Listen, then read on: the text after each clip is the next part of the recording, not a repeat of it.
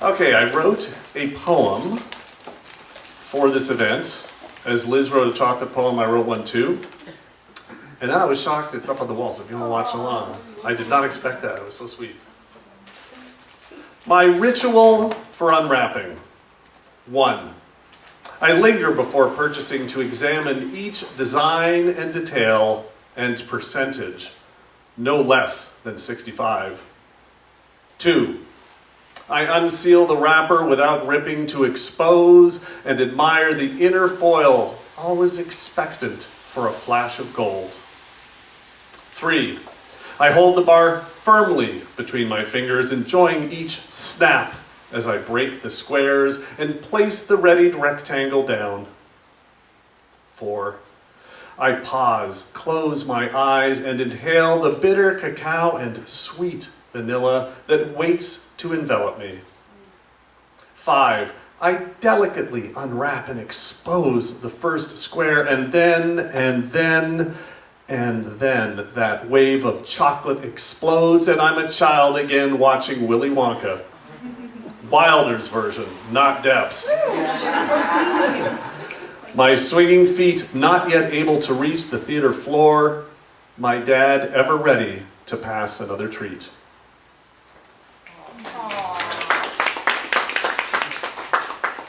All right, I am a huge live music fan, and was at the Fox Theater last night for Foster the People.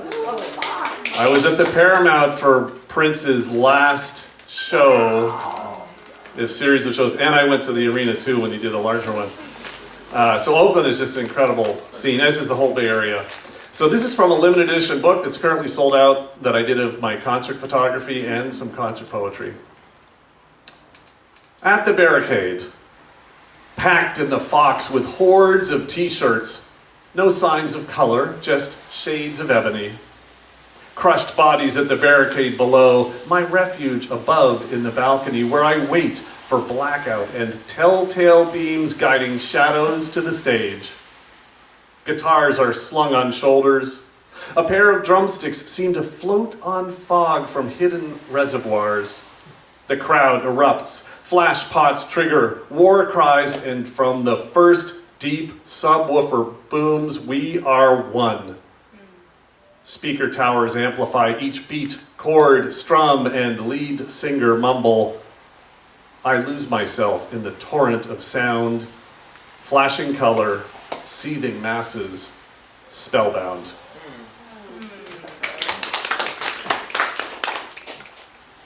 The caption doesn't mention her gilded frame. After Portrait of Eliza Jane Steen Johnson, 1858, from the Oakland Museum of California.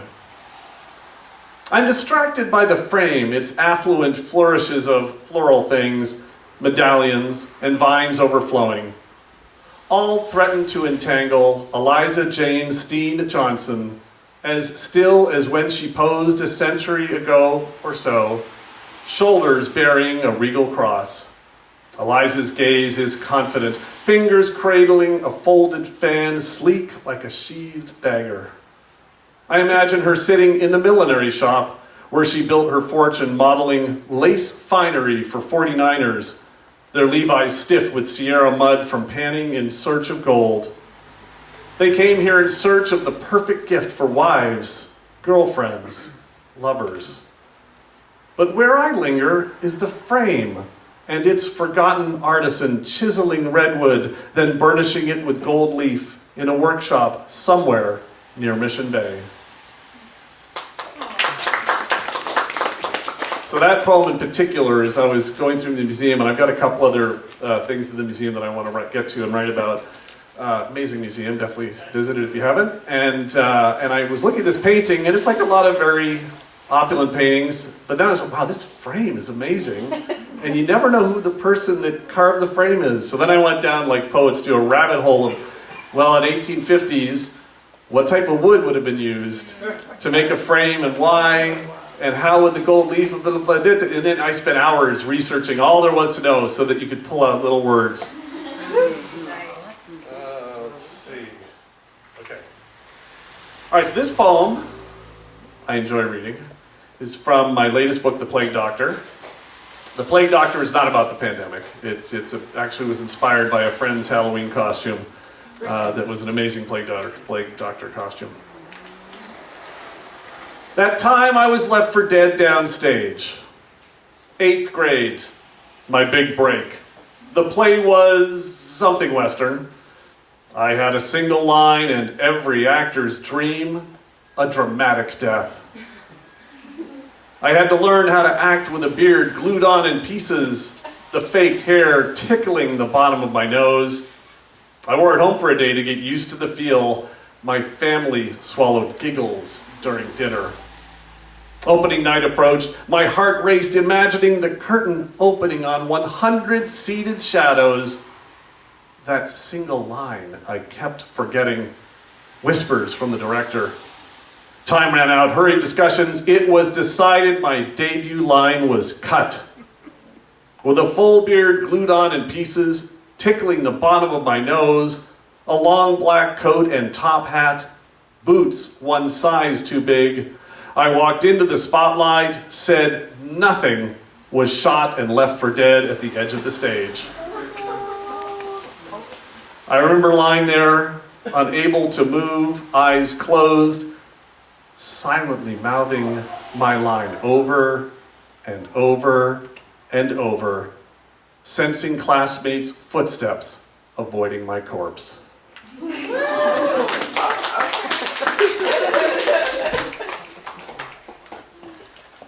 All right, this I'm going to, like I said, this is a sampler. So this is from my first book.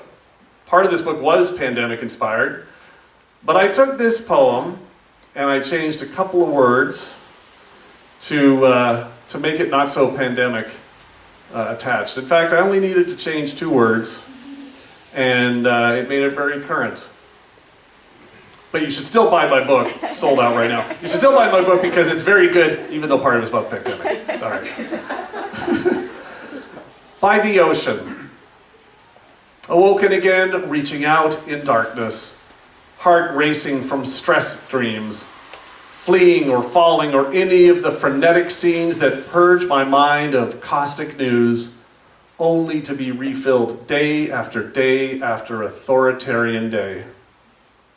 Fingers fumbling to find the hour, knowing it will be the quiet time when you can stretch your ears for miles, only to find more silence and the occasional whistle of wind.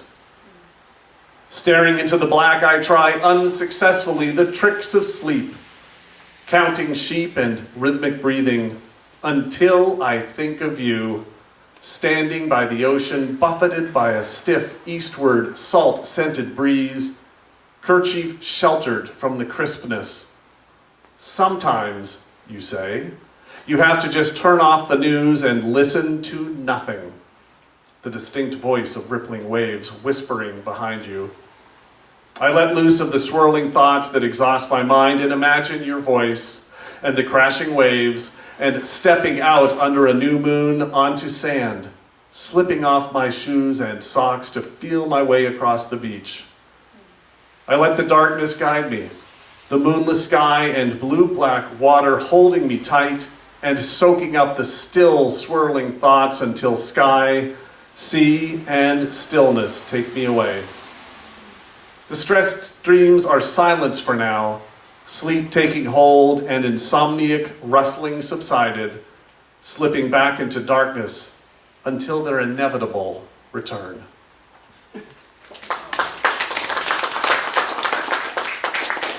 And if you're not going through waves of stress right now, then you probably have a strange view of the world. All right.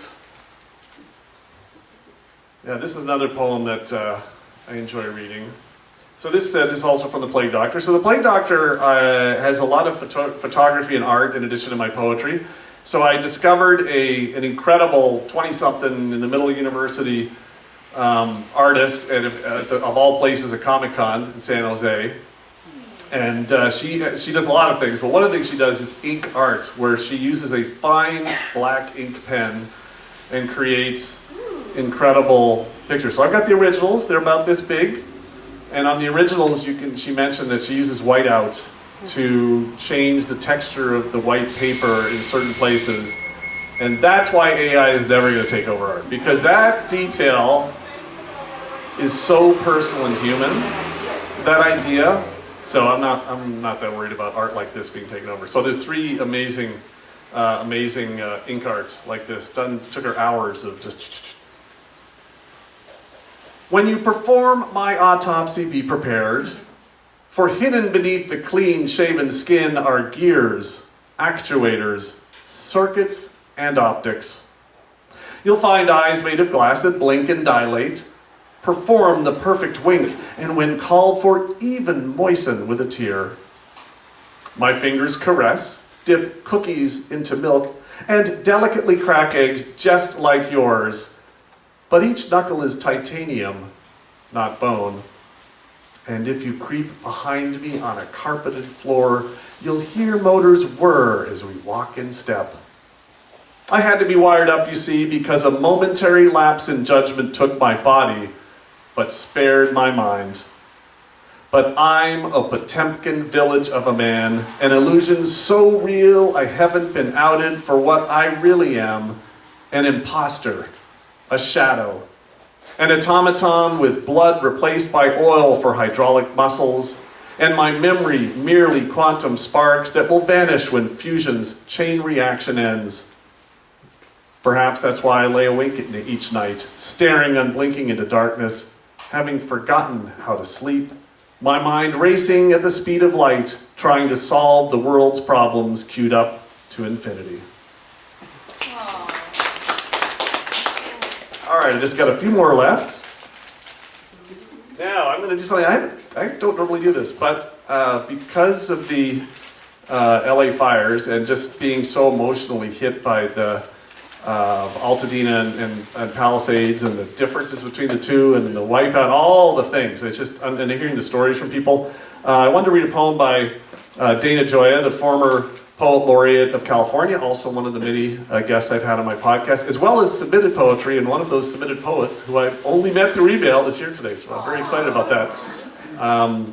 So in addition to very accomplished, established poets like Dana Gioia, I open it up it's open up right now for submissions for people to submit their poems to appear on the podcast. So this is just an excerpt from the poem Psalm of the Heights by Dana Gioia. You don't fall in love with Los Angeles until you've seen it from a distance after dark. Up in the heights of the Hollywood Hills, you can mute the sounds and find perspective.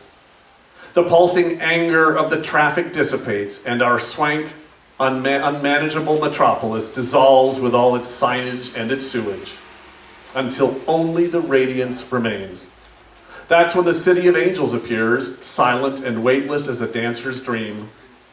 The boulevards unfold in brilliant lines. The freeways flow like shining rivers. The moving lights stretch into vast and secret shapes, invisible at street level. At the horizon, the city rises into sky, our demi-galaxy brighter than the zodiac. Thank you, Mr. Gioia. All right, I've got 2 more. This is another poem I love to read. Since we had a poem about a piece of a poem about Los Angeles by Dana Gioia, I'm going to read one of my series of San Francisco poems. I've got a series of San Francisco and Oakland poems, so this is a poem about San Francisco that I love. And I wrote this just as San Francisco was coming out of the pandemic, because San Francisco, like Oakland and many other big cities, got brutally decimated by the pandemic, and it was cool to see it starting to come back. She is San Francisco in shades of pink and blue, a painted lady with combat boots and attitude. She wears sweatshirts in summer, chilled by salt-soaked fog spilling over evening tides. You might catch a glimpse of her rollerblading across the Golden Gate as you sail beneath suspended steel into Pacific swells. She is portraits in DeYoung, a cable car's clang, a skate punk sprayed in neon green who runs from bay to breakers or swirls around a rainbow flag on Market Street in June. She is San Francisco, spun with threads of sunset hues and wisps of endless dune.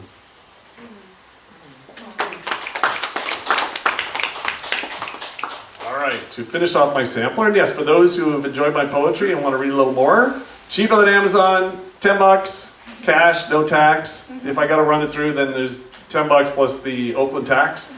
Credit card, cash if I have change, Venmo, all the things, Bitcoin? No Bitcoin. No Trump meme coins either.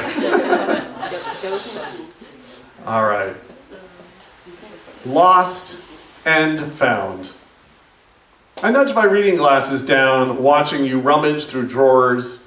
My glasses! Where did I leave my glasses? You repeat to yourself, hoping for an answer. I quietly observe this well-scripted, tightly performed scene on the family room stage as your fingers fumble until, in exasperation, you set down your book and walk away. These things we lose track of. A puzzle piece clinging to a sweaty forearm, an unpaid bill, the anniversary card bought last week, a ring of keys all tucked away too safely. I worry most of all about the pages ripped from a daily calendar on my desk, then crumpled and thrown away, one day closer to a final tear. Thank you.